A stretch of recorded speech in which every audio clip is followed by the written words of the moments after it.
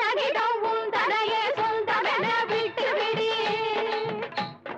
தந்தனிடம் உன் தனையே சொந்தமென விட்டு விடு சந்தனமும் செல்வமெல்லாம் வீடு வருமே